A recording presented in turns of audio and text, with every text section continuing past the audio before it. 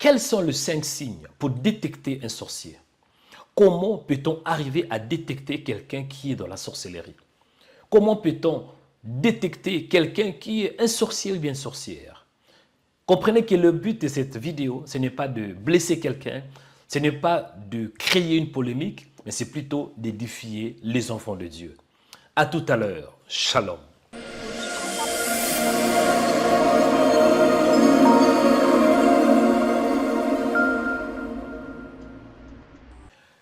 C'est Joël Onekanda, bienvenue dans ma nouvelle vidéo et bienvenue dans ma chaîne de Joël Onekanda Ministries. Et si vous n'êtes pas encore abonné, je vous demande de vous abonner en cliquant sur la cloche s'abonner. C'est alors que vous allez recevoir des notifications chaque fois que je vais publier une nouvelle vidéo. J'ai ma page YouTube au nom de Joël Onekanda, j'ai ma page Facebook au nom de Joël Onekanda et j'ai aussi le site de Joël Onekanda Ministries. Vous pouvez même avoir mes livres, comme les livres que je viens de publier récemment, c'est quoi? Reçois l'onction du Saint-Esprit. La question que je me suis posée, quels sont les signes pour détecter un sorcier?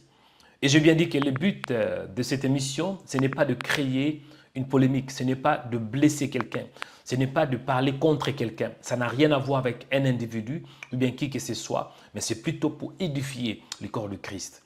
Parce que même si je ne suis pas là pour créer une polémique, je ne suis pas là pour attaquer qui que ce soit, mais c'est important que les enfants de Dieu sachent comment est-ce qu'on peut détecter. Il est écrit que les voleurs ne viennent que pour dérober, égorger, détruire. Mais moi, je suis venu pour que mes brebis aient la vie. La vie, c'est la parole de Dieu. Et je vais m'appuyer sur ce que dit les Saintes Écritures. Amen. C'est parti. Le premier signe pour détecter un sorcier. Le premier signe pour détecter un sorcier, c'est la méchanceté. Dis la méchanceté. La méchanceté. Vous savez, tant qu'humain, ça peut arriver qu'on est méchant. Mais ici, je parle de la méchanceté où on n'est pas sensible, où on est insensible. On est insensible à son prochain. On ne fait pas attention. Et on est vraiment, c'est comme si on n'a pas de cœur. La méchanceté de haut niveau. Vous savez, il y a des gens qui sont méchants. Mais si je parle d'une catégorie de personnes qui sont si méchantes, à tel point que même Satan lui-même est étonné. Que dit la Bible? C'est là où on va voir Caïn. Caïn était méchant. Pourquoi? Parce qu'il a voulu il a voulu que Dieu puisse approuver, exaucer sa prière.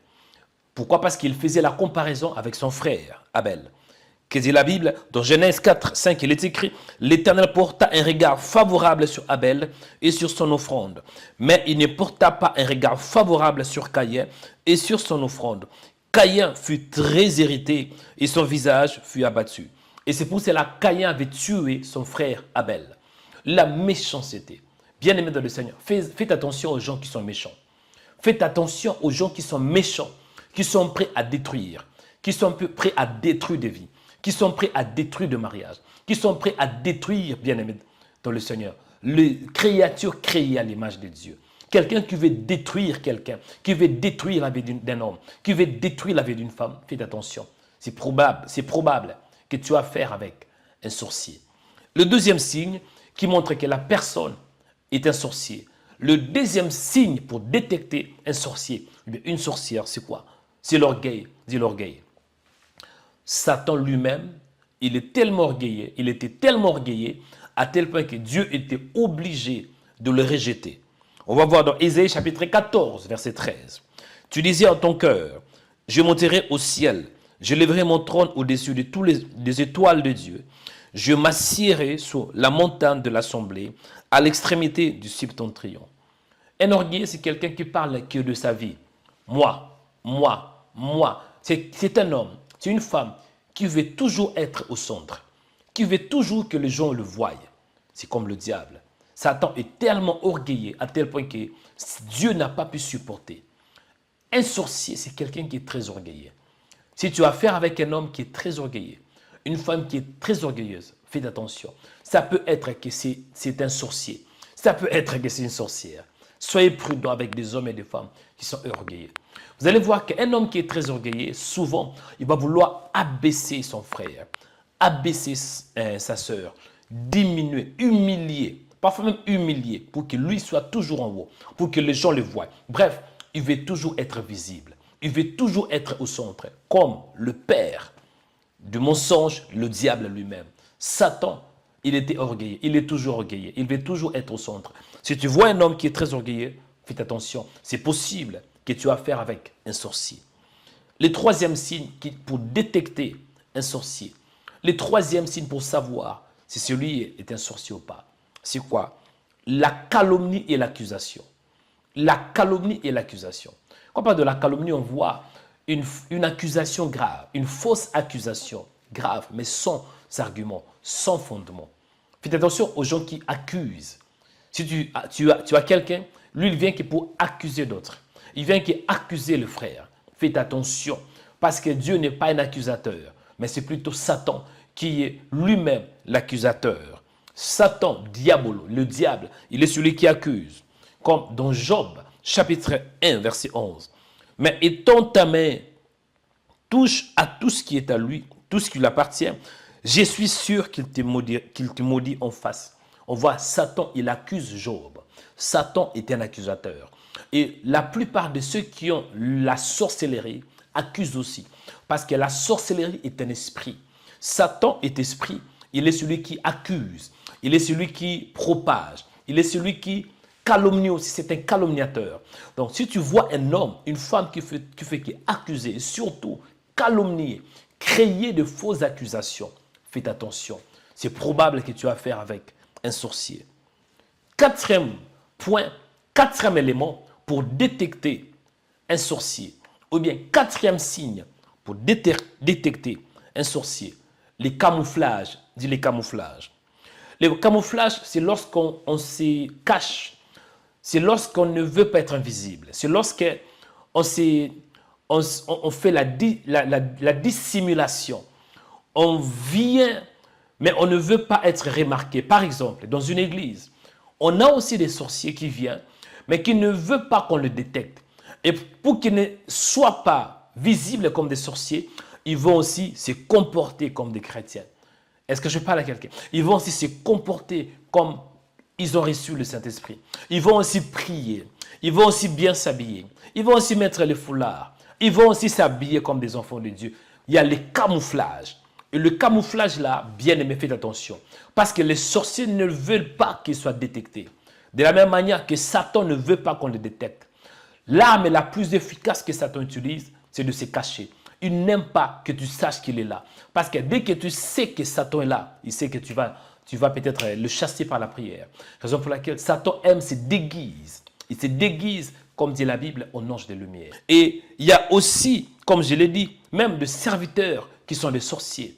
Des hommes et des femmes qui servent Dieu, mais en réalité, ce sont des sorciers. Ils ont des postes clés dans les églises comme l'intercession. Ils aiment beaucoup la prière. Juste parce que quelqu'un prie, cela ne veut pas dire que c'est un homme de Dieu. Cela ne veut pas dire que c'est un fils de Dieu. Non. La plupart des sorciers aiment aussi la prière. Ils aiment des postes clés comme l'intercession. Ils aiment des postes clés comme la musique. Ils aiment des postes clés comme les finances. Judas était un sorcier. Et raison pour laquelle il était aussi dans les finances. Ils aiment des postes clés comme la prédication. Ils aiment se faire voir en prêchant la parole. Pourquoi? Parce que quand ils prêchent la parole, tu auras du mal à détecter c'est un sorcier. Et parfois aussi même la modération. Ils aiment conduire la prière. Malheureusement, il y a aussi des pasteurs et des prophètes qui sont des sorciers. Il y a des apôtres qui sont aussi des sorciers. Peuple de Dieu, il faut être prudent. Amen. Donc, le quatrième point, c'est le camouflage. Ils aiment se cacher au milieu des enfants de Dieu. Ils ne veulent pas être détectés. Et pour ne pas être détecté, il doit faire ce qu'on appelle le camouflage. Amen. Judas, il était parmi les apôtres. Il s'est caché. Parce que, imaginez-vous que Jésus avait 12 apôtres, mais l'un d'eux était un sorcier. L'un d'eux était un démon. Comment ça? Parce que même les apôtres avaient du mal à croire que c'était Judas qui devrait trahir Jésus. Ils étaient étonnés. Mais Jésus savait que Judas était un traître. Amen. Cinquième point, pour savoir, pour détecter un sorcier, c'est quoi? Le cinquième signe, c'est la jalousie et la destruction. Dit la jalousie et la destruction. Vous savez, la jalousie, c'est un esprit qui vient des mondes de ténèbres. La jalousie peut pousser quelqu'un à tuer son frère. Comment? Dans la Bible, on voit dans Genèse 4, 5, l'Éternel porta un regard favorable sur Abel et sur son offrande. C'est alors que Caïn fut irrité. Il était irrité. Pourquoi? Il était irrité parce qu'il a vu que Dieu a agréé la prière de son frère Abel. La jalousie. Il y a des frères sorciers. Ici, je parle de la jalousie exagérée.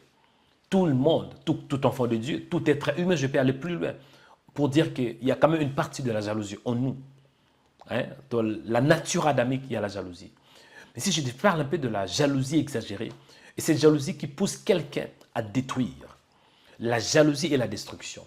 Quelqu'un qui est jaloux, qui est animé d'un esprit de jalousie, il est prêt à détruire. Et l'objectif des sorciers, c'est de détruire. On voit la destruction, le cinquième. La jalousie et la destruction. Un sorcier veut détruire. Ce sont des hommes et des femmes qui n'ont pas de sentiments. Ils sont très sensibles. Ils n'ont pas de sensibilité. Ils n'ont pas de cœur. Leur cœur n'est plus là. Ils ont le cœur de ténèbres. Raison pour laquelle ils veulent détruire. Mon frère, faites attention. Il est écrit, soyez simple comme la colombe. Mais soyez simple comme la colombe, mais prudent comme les serpents. On est entouré parfois par des sorciers. Amen. Je ne parlais pas de cette vidéo pour créer une polémique. Je ne parlais pas de cette vidéo juste pour que les gens aient la peur. Je ne veux pas créer la phobie. Mais en même temps, tu dois être sensible de réaliser qu'il y a des sorciers dans nos familles. Il y a des sorciers dans nos travaux, dans les endroits où nous faisons le travail. Là où nous travaillons, il y a des sorciers dans des églises. Il y a des sorciers même parmi nos voisins. Donc, c'est quoi la solution? Il faut être prudent. Amen. La question que je me suis posée, c'est quoi la solution dans tout cela? Bien sûr, on a détecté que celui-ci est un sorcier. On a détecté que la personne est sorcier. Quoi faire alors? Les combats est spirituel. Le combat n'est pas charnel. Même si tu détectes que ce frère est animé par un esprit de la sorcellerie, il ne faut pas vouloir les détruire parce que c'est une âme. Mais il y a plutôt l'esprit derrière qui combat ta vie. La solution, tout d'abord, le premier point, c'est important qu'on soit oint par le Saint-Esprit. Il te faut l'onction. Il te faut l'onction. Tu dois voir le Saint-Esprit. Le Saint-Esprit va t'aider à détecter. Le Saint-Esprit va t'aider aussi à être dans la protection et dans la couverture du royaume des cieux. Parce qu'un sorcier ne peut pas toucher n'importe qui. Et si tu as le Saint-Esprit, il peut peut-être t'attaquer, mais il ne va pas te vaincre. Le premier point pour la solution, il te faut l'onction du Saint-Esprit. Le deuxième point, tu dois prier pour les sorciers. Pas pour leurs œuvres, mais plutôt prier parce que la sorcellerie, c'est aussi une maladie. Il faut prier. Dieu dit dans sa parole, priez pour vos ennemis. Priez pour ceux qui vous haïssent. Priez dans le sens où que la personne se convertisse. Et deuxième prière, il faut détruire les actions, les œuvres de la sorcellerie. En d'autres termes, quelqu'un qui veut détruire ta vie par la jalousie, il faut envoyer le feu contre la jalousie. Amen. Envoyer le feu en fait de consumer cette puissance démoniaque dirigée contre ta vie. Mais l'âme de la personne, il faut prier que Dieu puisse la sauver. Est-ce que je parle à quelqu'un? Et le troisième point pour ce qui concerne la solution, c'est important d'être un homme prophétique. Parce que tu peux être né de nouveau, tu as le Saint-Esprit. Tu peux aussi être un homme de prière.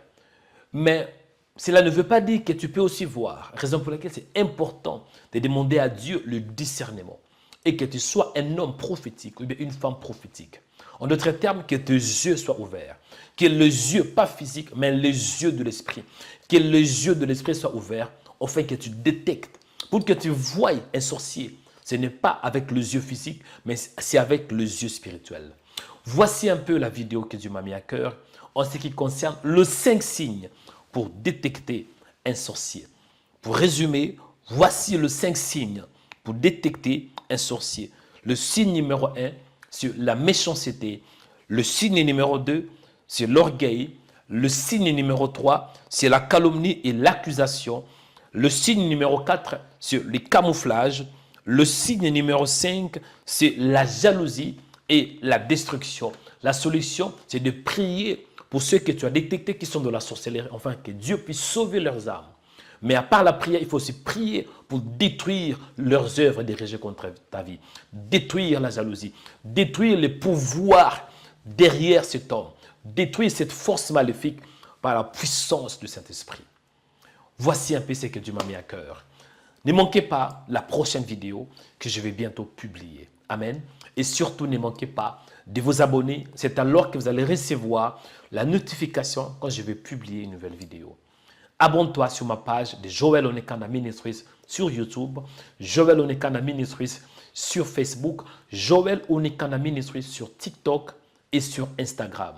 Et surtout, visitez aussi ma page de joelonekanda.com et là, tu auras des enseignements, tu auras aussi des livres disponibles et qui vont t'aider pour l'édification de ta vie. Amen. Que Dieu vous bénisse abondamment. À la prochaine occasion. Shalom.